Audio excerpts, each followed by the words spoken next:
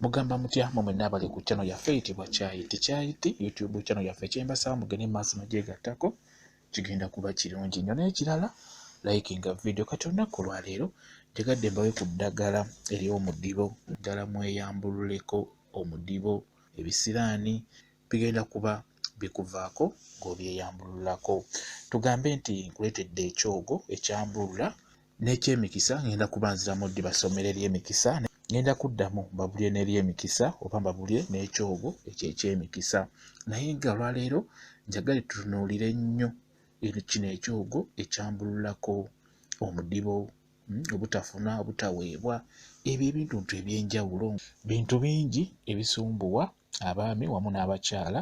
Omuntu abeerako omudibo yabeera atyo. Omuntu abeerako omudibo sigamba nti ojja kudiba budibi baleme kuwasa gwe omukyala oba omwami oleme kuwasa. Nedda, osobola okubeera nga oliko omudibo nga by'otunda tebigenda, tebabigula, ng'ebibyo byebidiba. W'ofumba emmere ng'emmere yo ekola ki? Ng'ediba. W'osuubula tugeze emigati ng'emigati gikuvundako ate ng'egy'abalala gitambula.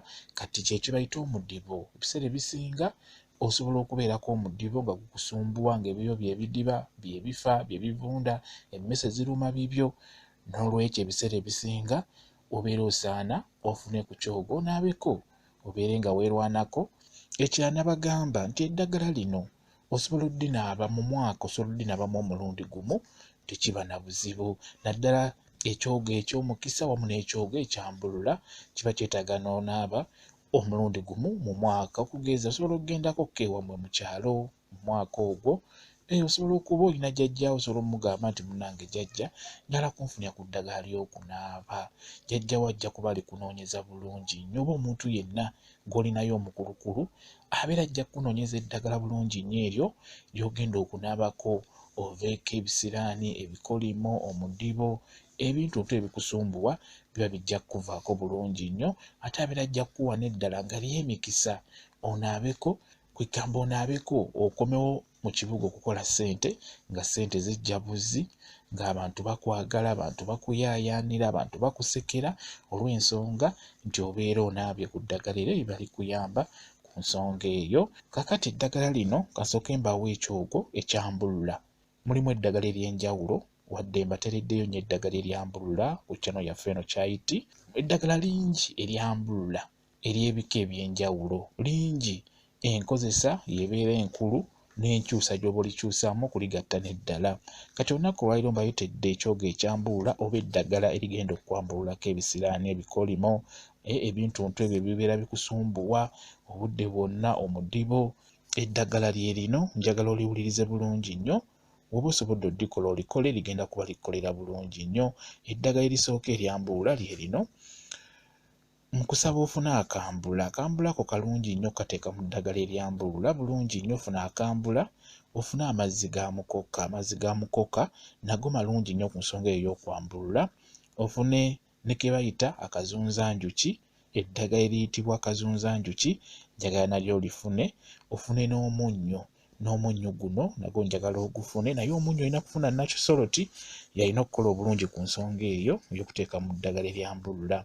Kati ebintu ebyo bw'obifuna, akambula, amazzi ga mukoka, kazunzanjuki n'omunnyo, nkusaba ofune bulungi nnyo ebbaafu. Ofune ebbaafu nga mpya, teekamu amazzi ag'ekigero, tandika okuyengeramu akambula. Akambula kano nkusaba ofune bukoola bwokka. Leeta bukoola bwokka bwe twagalako, leeta nga buwerako. Akambula buteeke mu bbaafu, oyiwemu ko ku mazzi ga mukoka agasaani, toyiwamu mangi, teekamu amazzi ga mukoka agasaanidde.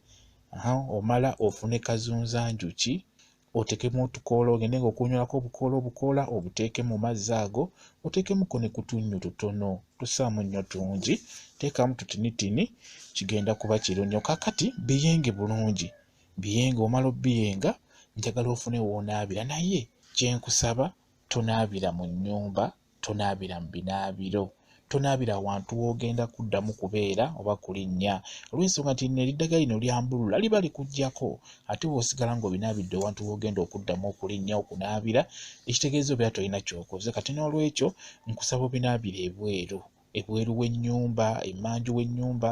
Kirungi olinaabe ekawungeezi enjuba ng'egudde essaawa 3, 2, 4 bwe zityo, kigenda kuba kirungi nnyo eddagala lino. Teekawo ogenda okunaabya, otandika okweyiira, olina okulaamiriza eddagala. Kirungi nnyo obeere ng'olaamiriza. Lino erikwambulula olina kulaamiriza bw'oti.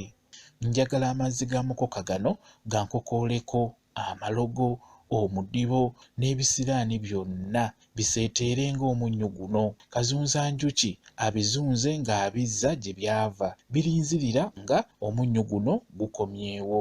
Okitegedde? Bw'otyo bw'olina okulaamiriza, nga bw'okimanyi nti omunnyo kasita oguyiwa mu mazzi guggwaawo. Kizibu nnyo okukola ki? Okukomawo. Kiba kizibu. Kati ky'oba olaba nti ojja kugamba nti birinzirira ng'omunnyo guno gukomyewo, tegusobola kudda. Kiba kizibu. N'olwekyo olina kulaamiriza bw'otyo. Kigenda kuba kirungi nnyo kwera eddagala eriyamba okwambulula oba ekyogo ekyambulula ekyo. Ekintu ekirala singa butabawa ku eri ery'emikisa, naye eri erimu, waliwo vidiyo yasookayo gye nabawaako erimu eddagala eryambulula wamu n'ery'emikisa. Kakati kanyongere okubuulira eddagala eryo oba kankujjukize ku eryo ly'olina okunaaba ery'emikisa ng'omaliriza okunaaba lino erikwambulula. Eddagala ly'olina okunaaba ery'emikisa ng'omaliriza okunaaba liri eryambulula, nkusaba ofune ebbaafu osuulemu olusiiti, osuulemu kayayaana, osuulemu muweebwa, osuulemu oyiwemuko kututa miliki, ofune akasekera ako akatalina maggwa ke kakola, olweza, namirembe alina kubeera mukazi, mukasa, mikisansangwa, akabba mutima ebbombo, ofune mavi ga mukulu naye njagala omufuna omuteekemu. Kati ebyo ebintu nga w'obiwulidde byonna njagala obiyengere wamu byonna biyengere wamu. Buli w'ogatta eddagala eryo ewamu liba lijja kukolera bulungi nnyo, olw'ensonga nti mu ddagala eryo mubeeramu erijjanjaba ebintu eby'enjawulo. N'olwekyo eddagala eryo eribeera mu byogo ebyo ebiseera ebisinga liba liyamba ku bizibu eby'enjawulo. Singa obeera olifunye bulungi n'oligatta bulungi nnyo, kijja kuba kirungi.